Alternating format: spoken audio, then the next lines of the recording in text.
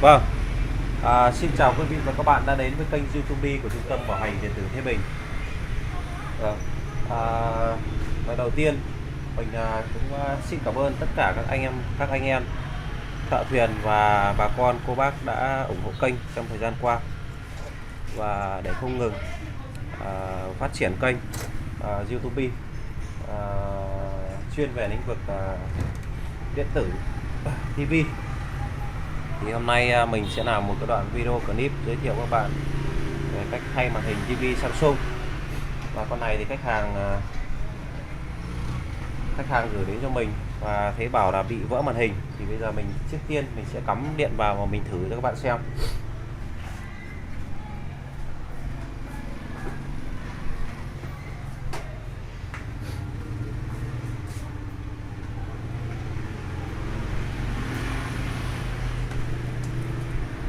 Trước tiên bây giờ mình sẽ cắm vào và mình sẽ thử cho các bạn xem là thế nào gọi là vỡ màn hình.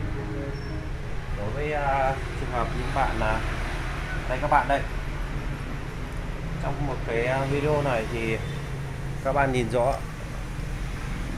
đây, mình sẽ chỉ cho các bạn xem với hiện tượng này thì ở bên phía màn hình này nó có những cái đường chẻ rất là căng.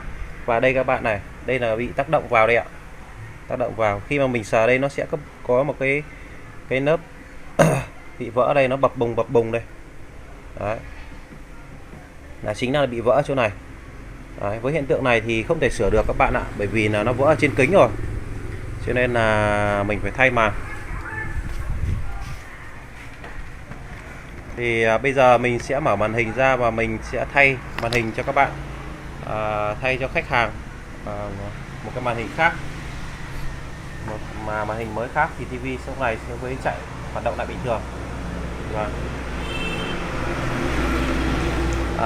các bạn lưu ý là trong quá trình xem video của mình thì các bạn hãy đăng ký kênh và chia sẻ video của mình nhé. Đăng ký kênh để các bạn sẽ thường xuyên theo dõi được những cái video mới nhất mà bên mình sẽ đưa lên hàng ngày. Sau này cứ mỗi một ngày mình sẽ cố gắng mình đưa lên 1-2 cái video để các bạn có thể tham khảo. Mình thấy nó cũng rất tiện ích. Mình sẽ làm video về sửa chữa tivi, và 1-2 hôm nữa thì mình sẽ cập nhật một số cái video làm thêm về bên camera và bên điện lạnh, điện tử điện lạnh.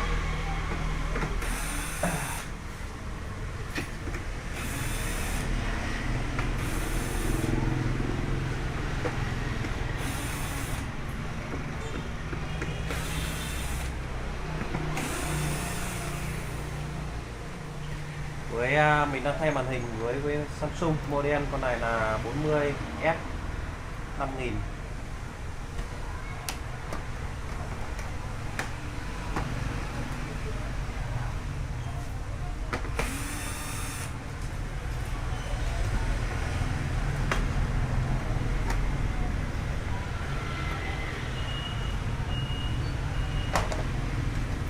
Vâng, thông thường những cái model mà bị vỡ màn hình như thế này thì thường là sẽ có người tác động vào thì nó bị vỡ, chứ còn mình thấy là nó cũng rất là ít vỡ.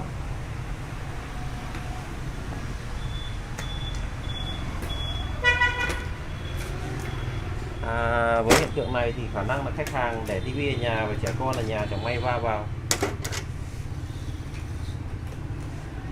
Thì các bạn trong quá trình sử dụng thì các bạn lưu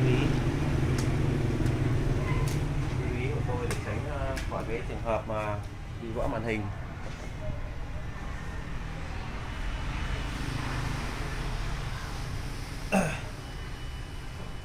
Vỡ màn hình một cách rất đáng tiếc như thế này.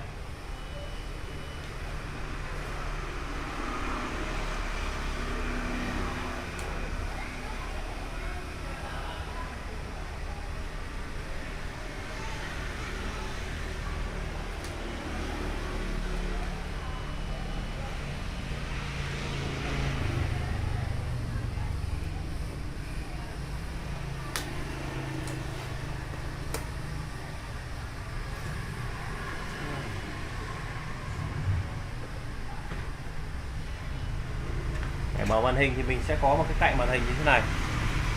Các bạn sẽ cạy ở cái nãy. Đây nó rất là nhiều nãy, chỉ cần đẩy cái nãy ra là được thôi.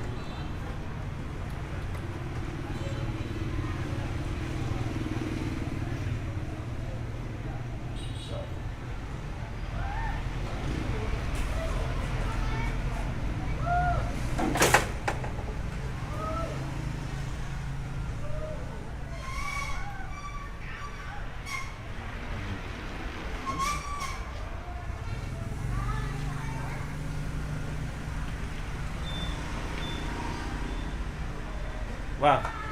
Và đây các bạn xem này, sau quá trình mình mở ra thì các bạn thấy đây, đã bị vỡ góc này. Đây, vỡ góc này. Đấy, các bạn nhìn đấy, cái kính này nó vỡ hẳn ra rồi. Đây nó xuất hiện những đường chỉ ở đây.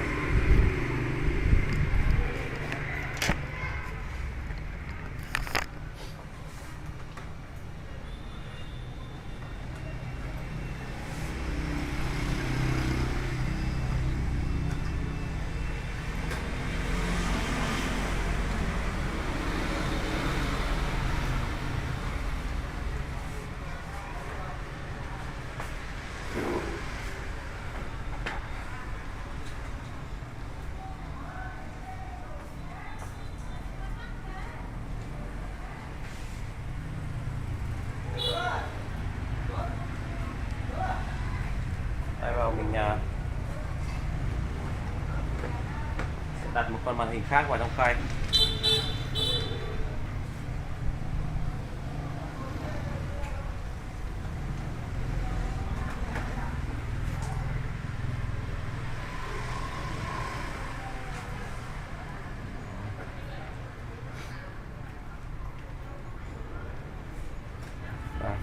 Đấy.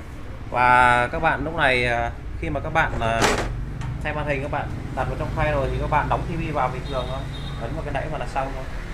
Đấy. Thì cái video ngắn này thì mình giới thiệu các bạn cách thay màn hình nó tương đối là đơn giản. Cái dòng tivi của Samsung.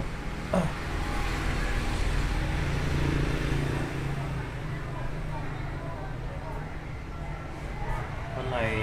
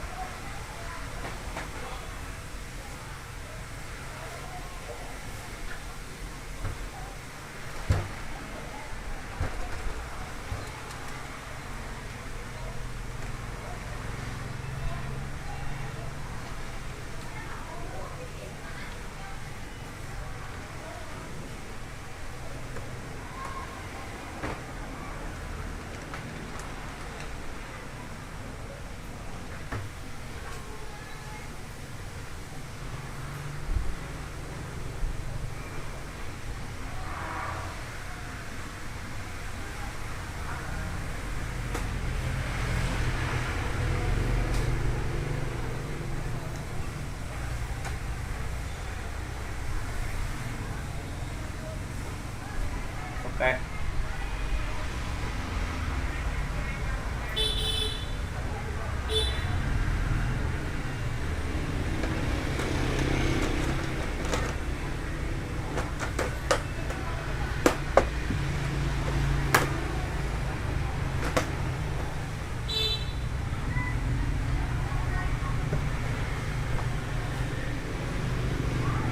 Các bạn xem đấy, mình đã thay xong một cái màn hình có tivi Samsung, rất là đơn giản đúng không các bạn. Đấy. Còn bây giờ thì cứ cắm táp vào không là thử khách hàng thôi và giao trả khách hàng, bởi vì nó là màn hình mới cho nên là thay nó sẽ chạy ngay. Đấy. Thì hôm nay mình làm một đoạn video ngắn giới thiệu các bạn cách thay màn hình. Với dòng Samsung này thì kết cấu bên trong nó cũng là tương đối đơn giản. Hai bên là hai đôi loa đấy ạ, hai đôi loa nhỏ nó bố trí nằm hai bên. Và cái đây là bên chính màn hình đây ạ. Rồi bo T-con, bo này là bo khuếch đại hình ảnh đây, và bo nguồn của nó là dài dài đây. Đấy. Cáp lên nét màn hình. Đấy. Với dòng tivi màn hình nét bây giờ nó thiết kế tương đối đơn giản. Đấy. Vậy hôm nay mình sẽ tạm dừng video clip tại đây.